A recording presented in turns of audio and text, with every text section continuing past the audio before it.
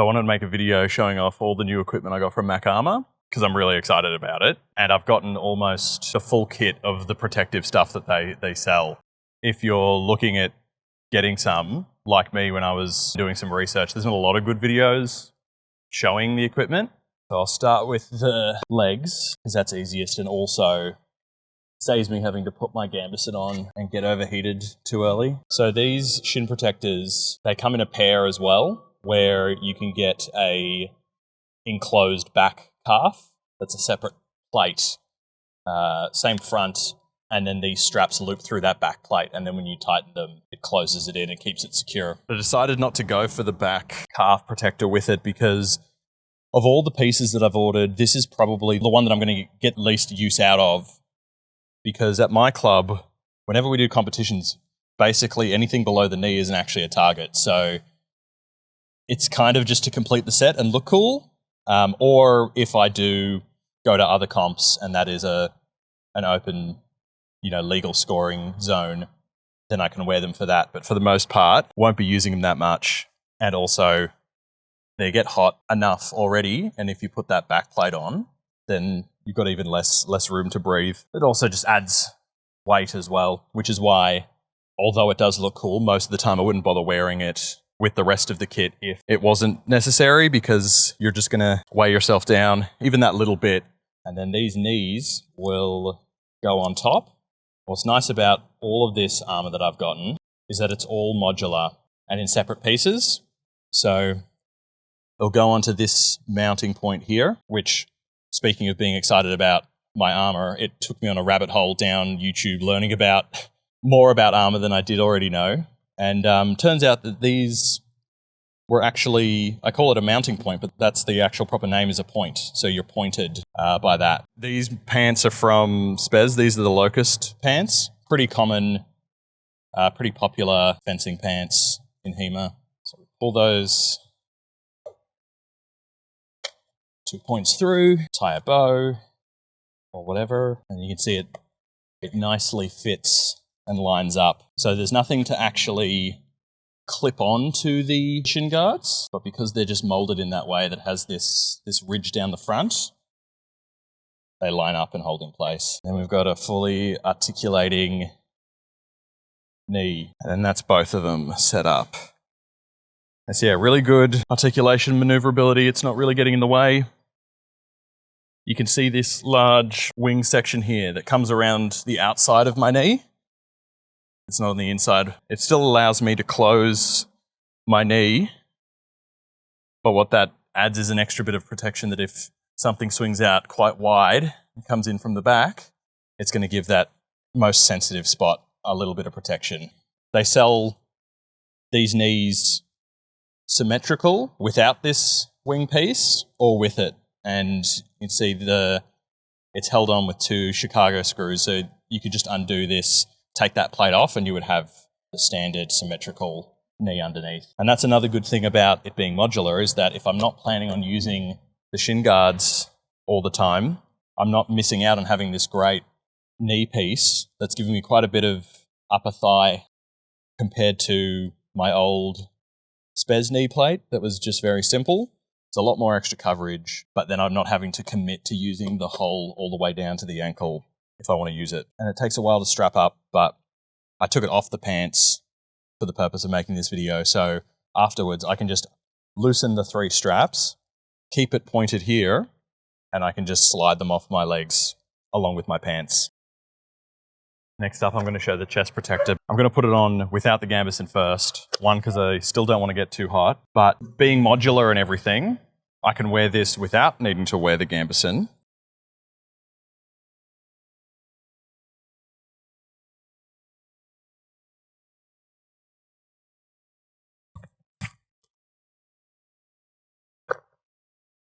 When I'm at training, I don't wear the gambeson the whole time because it's very heavy. Most of our lesson is a lot of drills and games and stuff before a full heap of heavy sparring. It's pretty light, pretty controlled, so it's good to be able to have this, protect your chest, but not have to worry about a big, heavy, really hot jacket with it. A really cool thing that I like about this one is that I haven't seen any chest protector from other places that sell them. It's quite a common piece of equipment.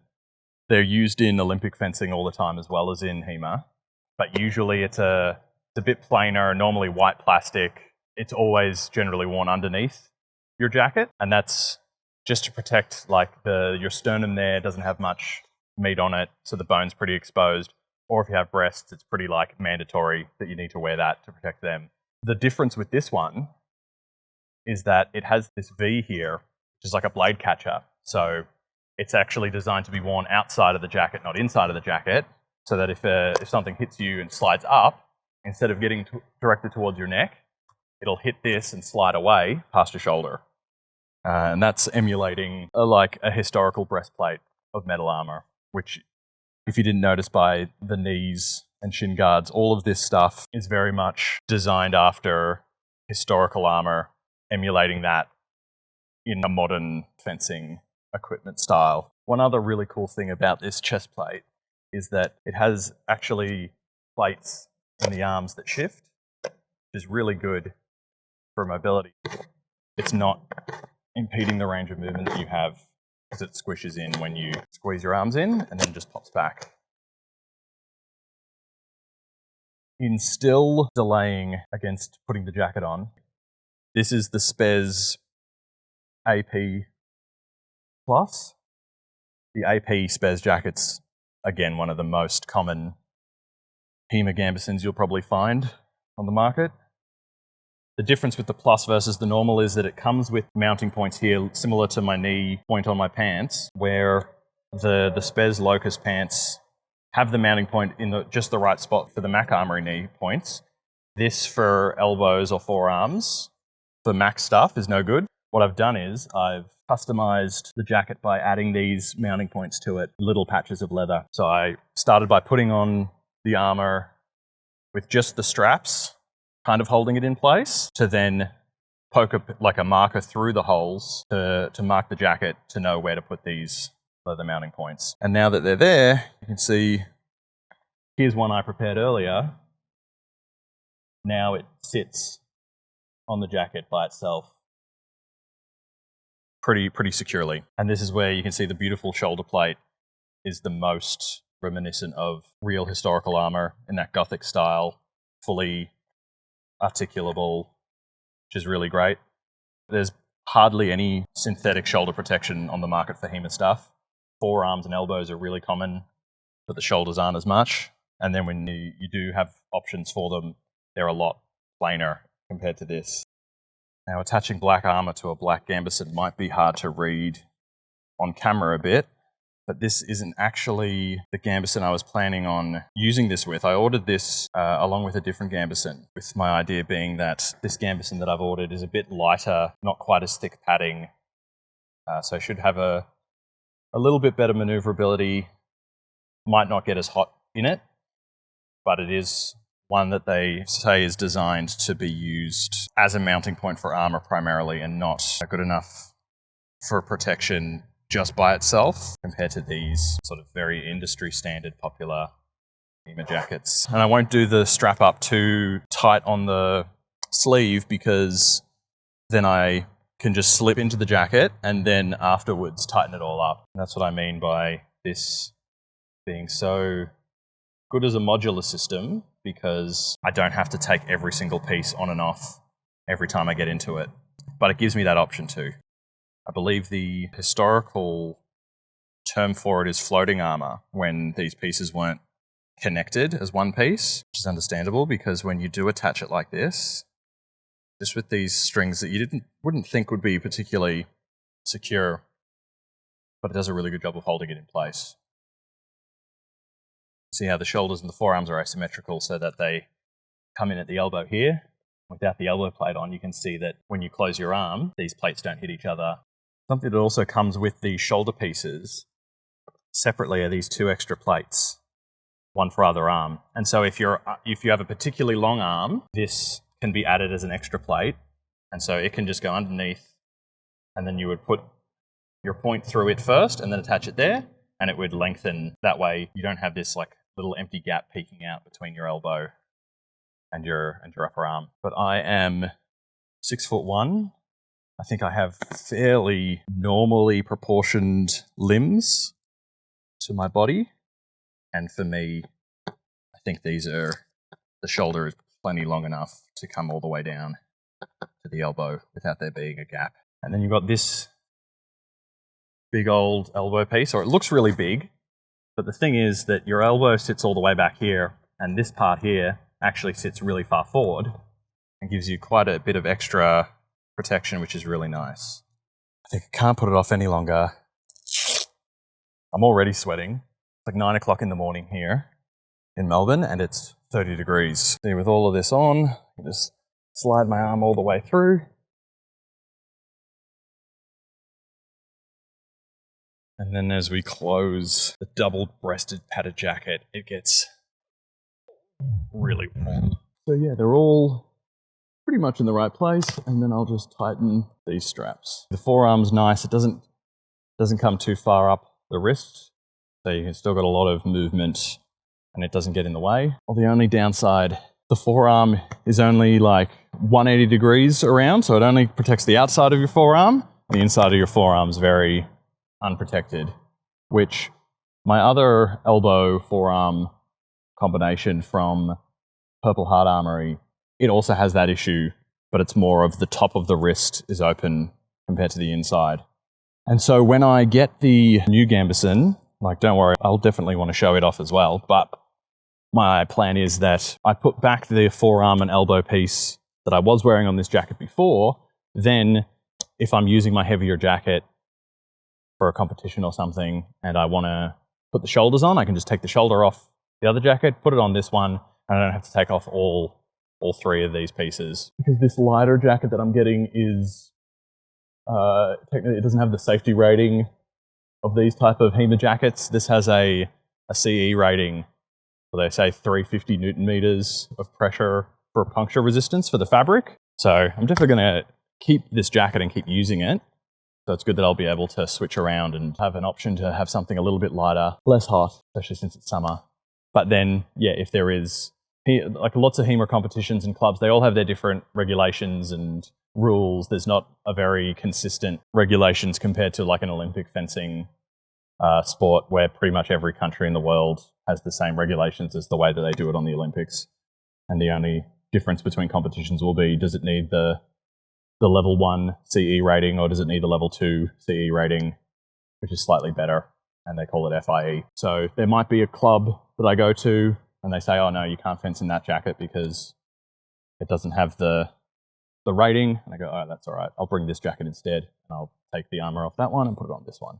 Now, all of this has been pretty easy to put on up until now. This is the one piece that I haven't put on myself with the jacket on. We'll see how we go.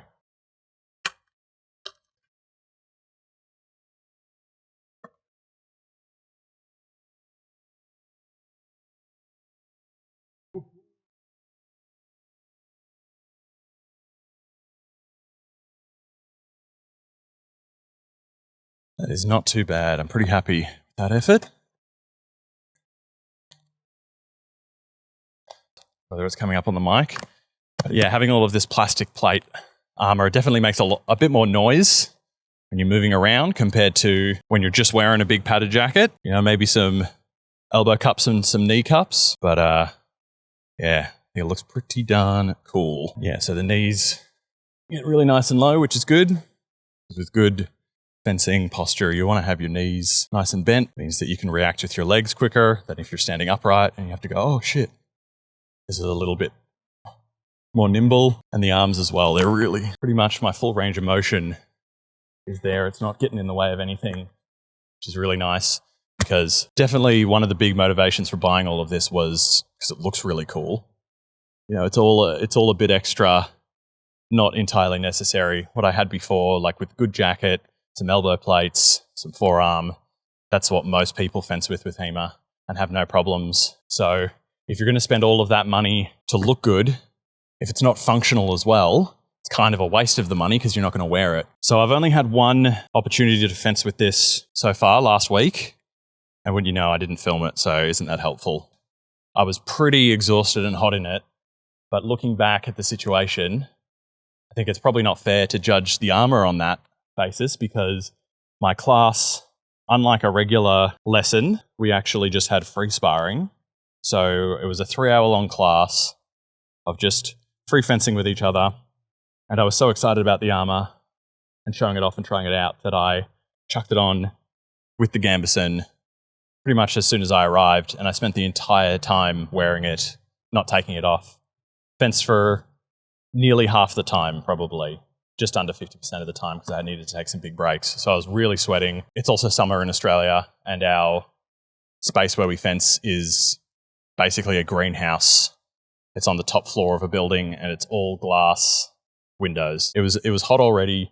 I was wearing the gambeson for 3 hours straight. When I look back at other situations where I've worn a gambeson for that long, like a long full day of a competition, I've gotten just as hot and exhausted wearing the gambeson without the armor as with. I'll definitely try and remember to take my camera along and get some footage of me actually fencing with it. I'm supposed to have class tonight, but I don't know if I'm going to go because, like I said, it's already 30 degrees and it's supposed to get up to 39 or something today.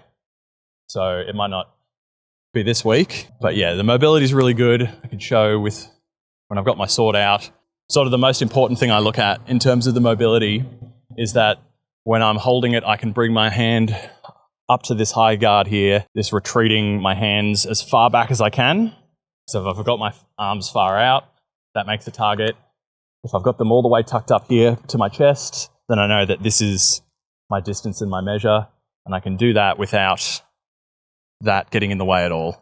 It's really nice that when you fully close the elbow in, I can basically go back as far as my arm will humanly possibly let me go back.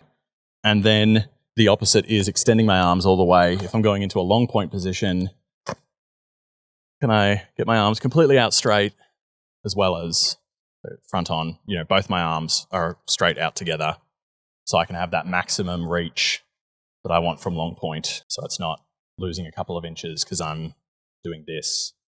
It's that. And yeah, it's really not a problem. Very nice.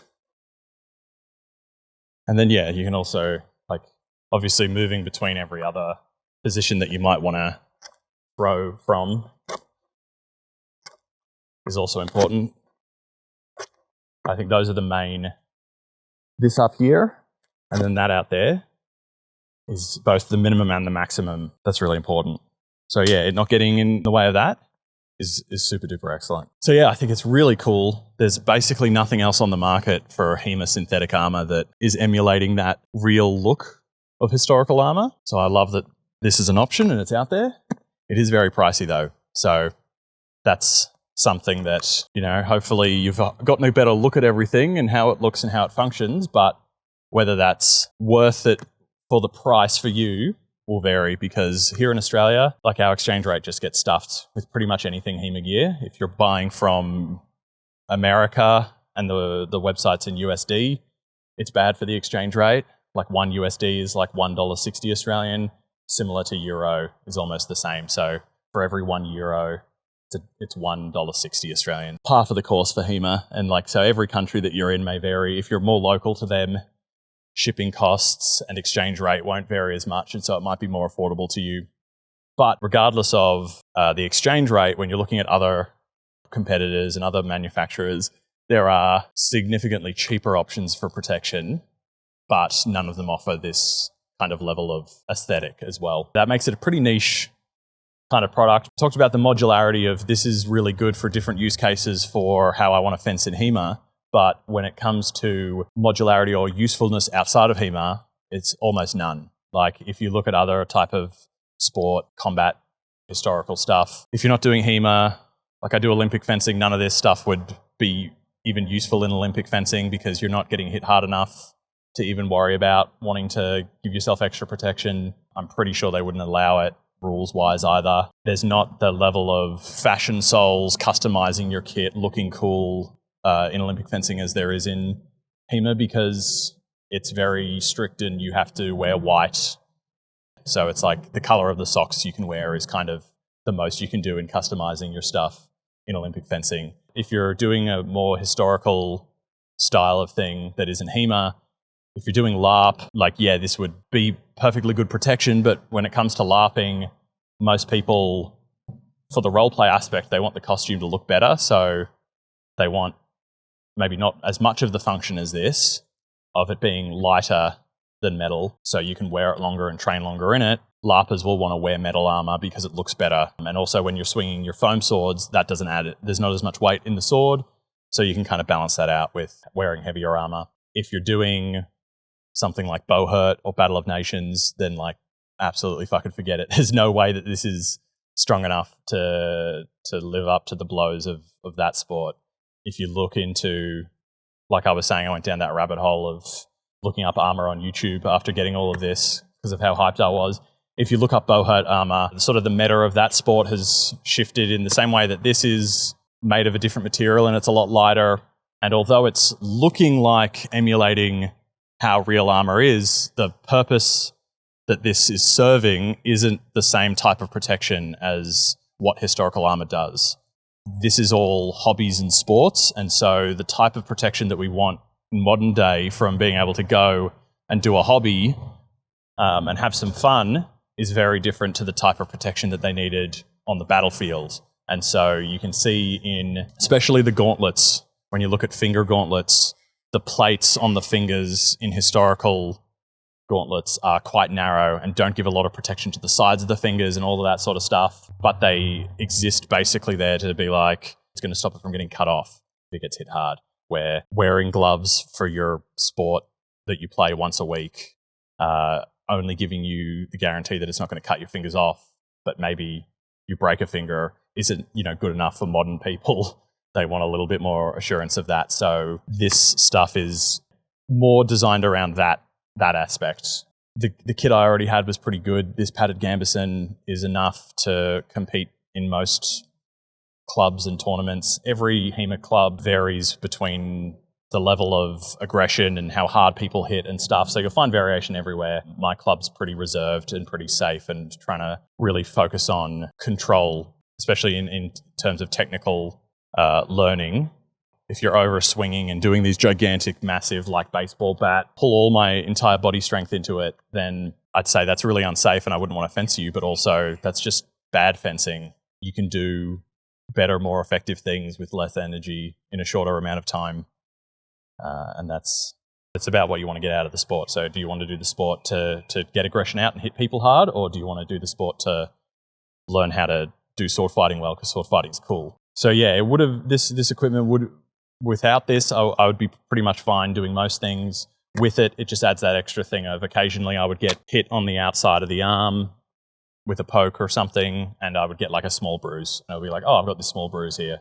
Now, with this plastic plate on top of the padded gambeson, pretty much no chance of that happening unless it's a really, really massive wallop of a thing. So the plates are quite thin. They're also plastic. They've got a bit of flex in them. Yeah, Bowhurt, similarly, to get back from that tangent that I went on, you'll see that because the sport focuses on hitting each other in the plate, because you're not allowed to thrust between the plates, which is how fighting in real armor historically is the only kind of way that you'd win. The term for fencing in armor is called Harnischfechter or something.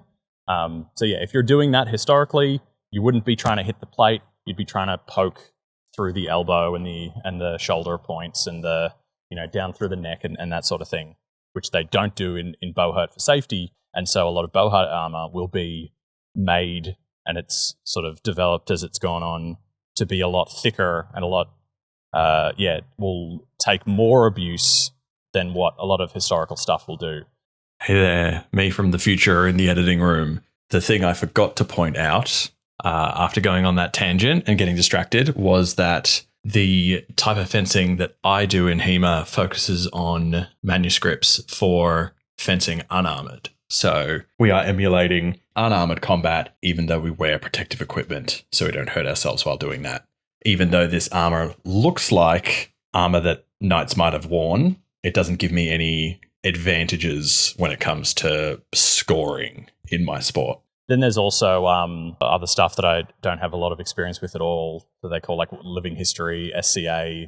That's all that sort of historical reenactment stuff that's, takes kind of the LARPing side of the roleplay stuff, but adds it to more historical sense with real weapons and real armor instead of your mixture of plastic and foam and metal and fantasy looking armor and all of that stuff. So this isn't going to be useful for either of those things. So yeah, it's quite expensive for what it is, but I really love how it looks.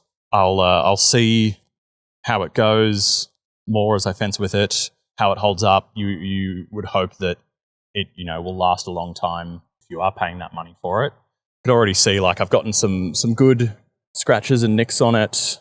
The chest piece feels a lot thicker than some of the other plates. I noticed there was a couple of scuffs on the forearms when I got them out of the box, but that doesn't really bother me that much because I want it to be that mixture of you want it to look good, but it also needs to be functional. And so being functional means I actually want to wear it and use it. And so it's going to get scuffed up in no time. So I don't really mind about that. It's not to look pristine and snazzy and sit on a wall and not get used. When it comes to things, they don't mention as much, or you might not know. There's something about it on, I think, some of the product pages, but it doesn't mention it in all of it, and it's a little bit vague. I think also because it's translated to English, the descriptions might not be super great necessarily. But part of that thinness of the plastic is that they mention that you can kind of shape it. So you can, if it's a bit too wide in the wrist, you can squeeze it down, or if the shoulders, you want it to wrap around your shoulder a little bit more, you can press it, or similarly the breastplate. There's that extra plate, again, that comes with the shoulder that's not mentioned on the page. You don't have to ask for it. It just comes like that. Something you can ask for, which they don't mention, you can see all my straps are black. The default MAC Armour, all of their straps are red. Yeah, so scrolling through their social media, I saw a video where they had the straps that were black. And so I reached out and messaged them on the social media and asked if that was available as a thing, and they just messaged back pretty quickly and said, yeah, there's a notes section when you do your order. Just leave it there in the notes and they'll do that for you. They seem like really, really nice people over there. They seem to be really open to a lot of criticism and feedback, which is really good, and they take that on board and change that in their designs and update things. The thing I was saying about the forearm, I actually messaged them asking about that because I saw some other people have the same criticism that they want a fully enclosed forearm, because when you're fencing and you've got your arms extended because you're doing whatevers and you're like, oh, I'm going to do this and hit them there, and then they go, no, I'm going to hit you. Your forearm is pretty out and exposed. It's a pretty common target that I get hit in a lot. So I reached out and asked them if they were planning on adding an extra plate similar to the back of the plate of the shin that you can get that fully encloses. And they told me that they were planning on doing that because they've had a lot of people wanting that, which is great. They couldn't give me a timeline on it, which is fair enough because they said they've got other things that they're currently working on, but they do want to do it. Now that I've learned some of these leatherworking skills and customizing stuff from doing cosplay and adding these mounting points and customizing this jacket, I was thinking of customizing this myself and making a leather portion here that will have slits so that the strap can go through it and I can fully enclose it that way. So a little bonus, if you've been watching this whole time and you've been thinking that there's a glaring something sticking out that's unprotected when I'm talking about protection so much of my hands, they do sell a mitten-style gauntlet that has an articulatable thumb and then the fingers all just close together. And looks really beautiful. It's in that Gothic style as well with the ridges and everything. So it all goes together. It's got an articulatable wrist, which is pretty cool. The main reason I didn't get it was I already have gloves. I prefer a 5-finger gauntlet than a mitten style. And of terms of price of their stuff, their mitten is quite expensive, even in comparison to the elbow and chest pieces and stuff like that, because it's got a lot of extra plates in it. The fingers are a lot more sensitive, so they need a lot more protection. So yeah, I can't say much to that without actually trying it. It looks like, and this is the case with a lot of mittens, is that yes, the plate goes all the way over around your fingers and it becomes one conjoint thing. So it might come over your fingers like this, but then at the edge around here on the inside, your fingers are exposed and there's always that chance of your fingers dipping down below where the plate is. And so there's that sort of chance. And it looks like that might be the case with their ones, but can't say without playing around with them, which I would love to, but too expensive just on a whim to be like, yeah, I'm going to get these. Especially because the bonus round of equipment that isn't MAC Armour is my beloved Pro Gauntlets. And these are so freaking cool, but sadly, they went bankrupt. So you can no longer get them. They had a lot of issues with repairs and warranties, apparently, the word is. They're a very over-engineered glove, which is cool in one aspect, but then in the other aspect, it means that there's a lot of things that can go wrong. And again, depending on that variability of how hard does your club train, how hard does your club hit, it might not hold up to as much damage depending on that. For me, they've been really good. I've taken a lot of hits to the fingers and you can barely feel anything at all. And I think they go really nicely. The plastic of the MAC is a little bit glossier maybe, but yeah, it's they seem to sit well together. The cuff goes over the forearm quite nicely. There's always that little bit of breaking in and getting used to it, where I've been fencing with my Pro Gauntlets for so long, with the forearms from Purple Heart, the way that they sit in the gambeson and how I do them up, what works well for them, gave me a little bit of grief to start with this. So yeah, I did squeeze down the wrist a bit to try and get it to be a little bit narrower, because I was just finding that as I was flexing and stuff like that, my wrist was popping open. Although in saying that, last week when I fenced with this kit on, another clubmate came with his metal plate armor, and so we went, hey, instead of using this for protection like it's supposed to, do you want to aim between the plates and try and hit each other there, and that's the only thing that counts? And so then we were doing some dagger stuff and trying to hit each other in the plates. And so when you're doing dagger things and you're doing this and stuff, it's very easy to like knock wrists open and things. So we'll wait and see. From the initial putting them on and stuff, it doesn't seem to ruin any of the mobility of these gloves. They seem to be pretty compatible, which is really nice. You know, not super useful necessarily if you don't have a pair already, because they're basically impossible to get anymore. But I think that it's a pretty cool combo together.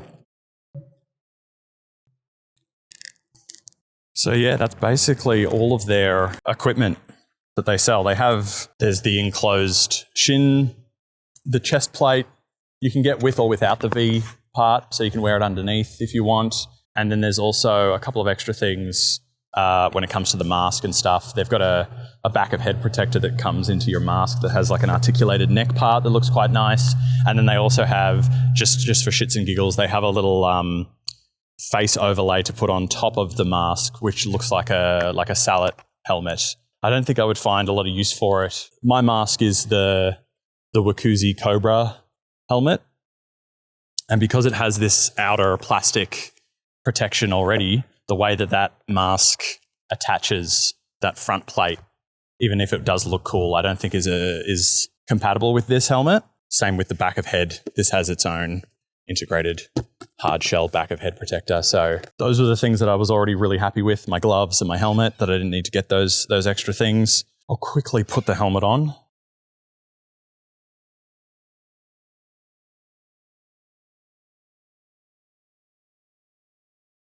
So yeah, that's the bib that should hope from getting stabbed through the neck if something breaks and is sharp. On the collar here, you've got this layer of folded fabric that should catch it if the blade does happen to come up from underneath the bib and miss that collar should catch it, but then this V should prevent the blade from going up under the neck anyway. And I do normally have I've got a plate gorget neck protector that I wear that I didn't bother putting on because extra constriction when talking and making a video. So yeah, thanks for watching. I hope you found that interesting or enjoyable in some way, if it wasn't actually informative to you. I'll try and get some proper fencing footage of me wearing it against somebody else in their full kit. So it's of a comparison. Last week, when I fenced in it all lesson, everybody else was too hot, and so they were fencing in basically nothing, so it wasn't, a necessary, equal, fair thing. They were able to go a bit harder at me and have a little bit more agility than me, compared to me being a little bit more cumbersome and then also trying to control my point a little bit more to not hit them as hard when they're not wearing as much protection. I'll also update, as well as with the longevity of this, when it's copped a few more blows, when I get the new gambeson that I'm planning this whole ensemble with for the snazziness, I'll update showing how it mounts to that one as well.